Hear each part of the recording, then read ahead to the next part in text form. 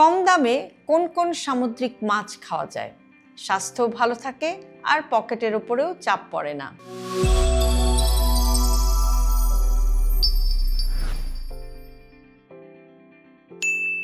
আপনি কি এরকম ভাবেন যে সামুদ্রিক মাছ শুধু বড়লোকদের জন্য? আজকের ভিডিওতে আমি আপনাদেরকে বলবো এমন কিছু সস্তা সামুদ্রিক মাছের কথা যেগুলো সহজে পাওয়া যায়, পুষ্টিগুণে ভরপুর এবং নিয়মিতও খাওয়া যায়। ভিডিওটি শেষ পর্যন্ত দেখুন, কারণ এটি আপনার খাবারের বাজেট বদলে দিতে পারে। কেন সামুদ্রিক মাছ খাবেন? সামুদ্রিক মাছ মানে হচ্ছে ভালো protein, omega 3 fatty acid, iodine, selenium, যা আপনার হার্ট এবং ব্রেইনের জন্য উপকারী। সব সামুদ্রিক মাছ কিন্তু দামি না। কম দামের জনপ্রিয় সামুদ্রিক মাছ যেমন লইট্টা মাছ, খুব পরিচিত এবং সস্তা, প্রোটিনও ভালো থাকে, ঝোল অথবা ভুনা দুটোই খুব মজা করেই খাওয়া যায়, নিয়মিত খাওয়া যায়। ছুরি মাছ, এতে কাটা কম, শুকনা বা ভর্তা হিসেবে জনপ্রিয়, আয়রন এবং প্রোটিনও ভালো পাওয়া যায়, গ্রামাঞ্চলে সহজলভ্য। রূপচাঁদা একটু ছোট সাইজের, বড় রূপচাঁদা দামি, তবে ছোট সাইজের রূপচাঁদা তুলনামূলকভাবে সস্তা, ভাজা খেতেও মজা, ঝোল করে খেতেও মজা।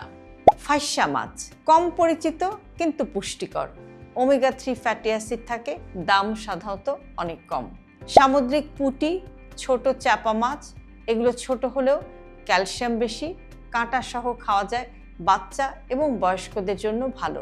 সামুদ্রিক শুটকি, তবে পরিমিত পরিমাণে, যেমন লইট্টা শুটকি বা ছুরি শুটকি, এগুলোর দাম কিছুটা কম, প্রোটিনও বেশি, তবে লবণ বেশি, তাই একটু অল্প পরিমাণে খাবেন বা সাবধানে খাবেন।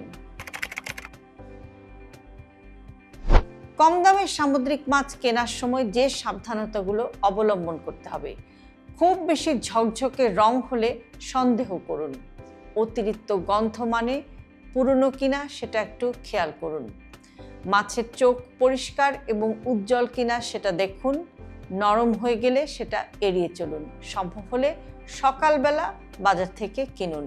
শুটকিতে অতিরিক্ত রাসায়নিক গন্ধ থাকলে সেটা কিন্তু আপনি নেবেন না। কারা কম পরিমাণে খাবেন? যাদের উচ্চ রক্তচাপ, কিডনির সমস্যা, গ্যাস্ট্রিকের সমস্যা আছে, তারা শুটকি অল্প পরিমাণে খাবেন, কারণ এটা লবণাক্ত সামুদ্রিক মাছ, কাজেই কম পরিমাণে খেতে হবে। ভালো মাছ খেতে হলে সবসময় দামি মাছ খাওয়ার দরকার নেই, সঠিক মাছ চিনতে পারলেই কম দামে ভালো পুষ্টি পাওয়া যায়।